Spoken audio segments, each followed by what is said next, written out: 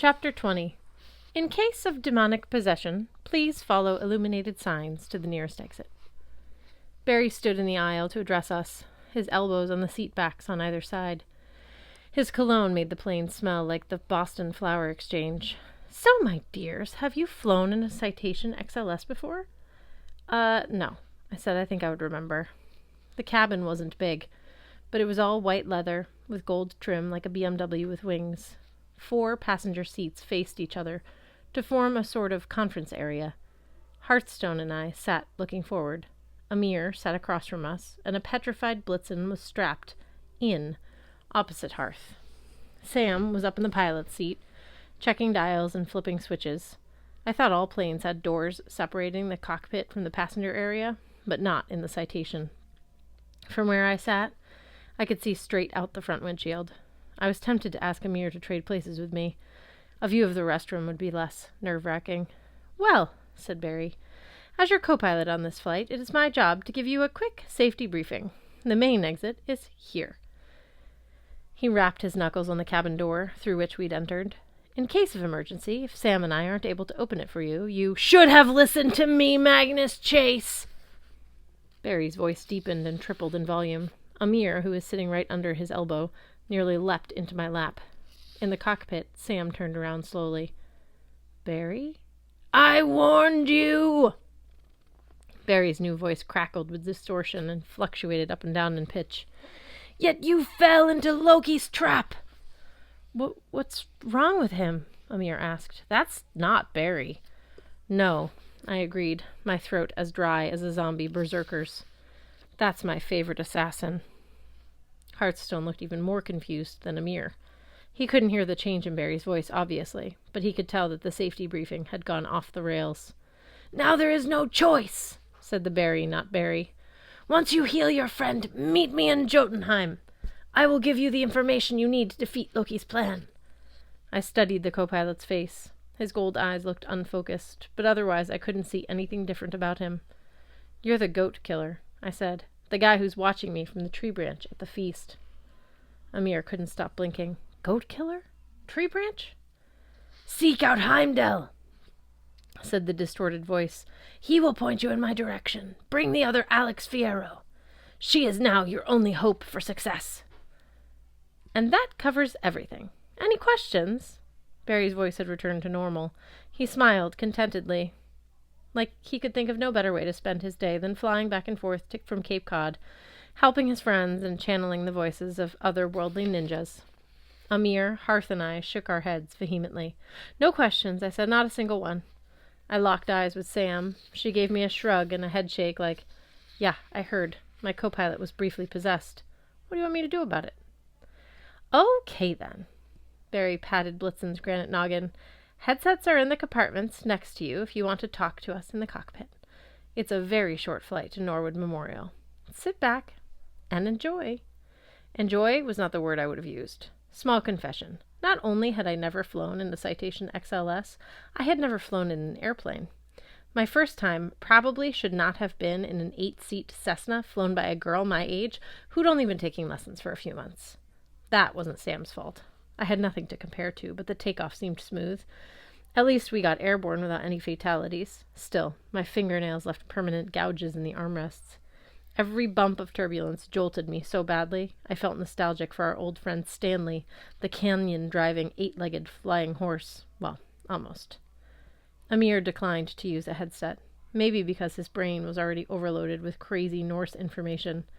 He sat with his arms crossed, staring morosely out the window as if wondering whether we would ever land in the real world again. Sam's voice crackled in my headphones. "We've reached cruising altitude. 32 minutes left in flight." "Everything good up there?" I asked. "Yeah," the connection beeped. "There. No one else is on this channel. Our friend seems okay now. Anyway, there's no need to worry. I've got the controls." "Who, me? Worry?" From what I could see, Barry seemed pretty chill at the moment. He was kicking back in the co-pilot's seat, staring at his iPad.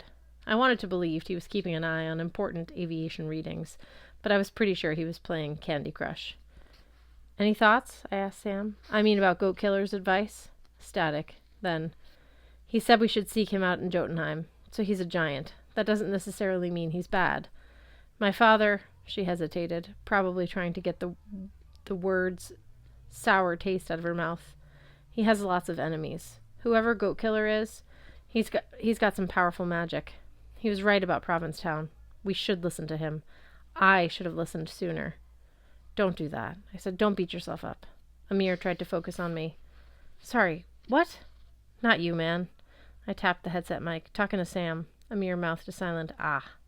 He returned to practicing his forlorn stare out the window. Amir isn't on this channel? Sam asked. No. After I drop you guys, I'm going to take this Gofnug sword to Valhalla for safekeeping. I can't take Amir into the hotel, but I'm going to try to show him what I can. Show him my life. Good call. He's strong, Sam. He can handle it. A 3-second count of white noise. I hope you're right. I'll also update the gang on floor 19. What about Alex Fierro? Sam glanced back at me. It was weird seeing her a few feet away, but hearing her voice right in my ears. Bringing her along is a bad idea, Magnus. You saw what Loki could do to me. Imagine what I could imagine. And I also sensed the Goat Killer had a point. We would need Alex Fierro. Her arrival in Valhalla wasn't a coincidence. The Norns, or some other weird prophecy gods, had interwoven her fate with ours. I don't think we should underestimate her, I said, remembering her fighting those wolves and riding a bucking lindworm. Also, I trust her. I mean, as much as you can trust somebody who's cut your head off. Do you have any idea how to find the god Heimdall?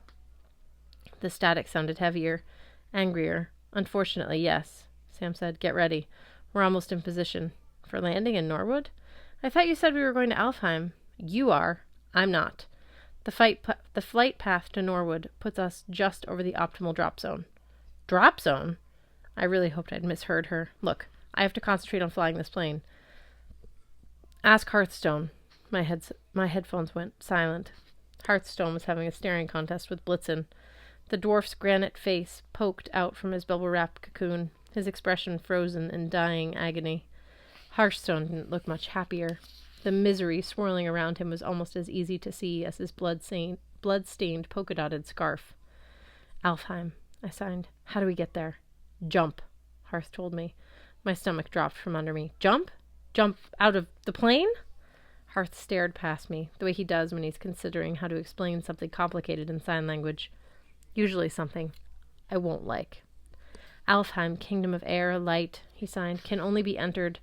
He pantomimed, free-falling. This is a jet plane. I said, we can't jump. We'll die. Not die, Hearth promised. Also not jump, exactly. Just... He made a poof gesture, which did not reassure me. We cannot die until we save Blitzen. For a guy who rarely made a sound, Hearthstone could speak in defiant shouts when he wanted to. He'd just given me my marching orders. Poof, out of this plane, fall into Alfheim, save Blitzen. Only after that would it be okay for me to die.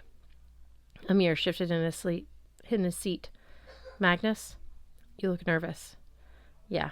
I was tempted to make up some simple explanation, something that wouldn't add more cracks to Amir's generous mortal brain. But we were beyond that now. Amir was fully in Sam's life, for better or worse, normal or abnormal. He'd always been kind to me. He'd fed me when I was homeless, treated me like a person when most people pretended I was invisible. He'd come to our rescue today without knowing any details, just because Sam was in trouble. I couldn't lie to him. Apparently, Hearth and I are going to go poof, I told him, my marching orders. Amir looked so lost, I wanted to give the guy a hug. Until last week, he said, my biggest worry was where to expand our falafel franchise. Jamaica Plain or Chestnut Hill.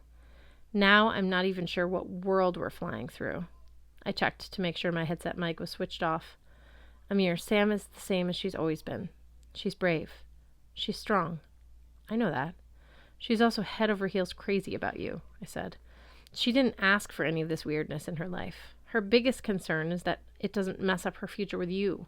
Believe that. He hung his head like a puppy in a kennel. I'm trying, Magnus. It's just so strange. Yeah, I said. Here's a heads up. It's going to get stranger. I switched on my microphone. Sam? I could hear the entire conversation, she announced. Apparently I hadn't figured out the headset controls after all. I'll kill you later, she said. Right now, your exit is coming up. Wait, won't Barry notice if we just disappear? He's mortal. His brain will recalibrate. After all, people don't just vanish off jet planes in mid-flight. By the time we land in Norwood, he probably won't even remember you were here. I wanted to think I was a little more memorable than that, but I was too nervous to worry about it. Next to me, Hearthstone unlatched his seatbelt. He pulled off his scarf and tied it around Blitzen, fashioning a sort of makeshift harness.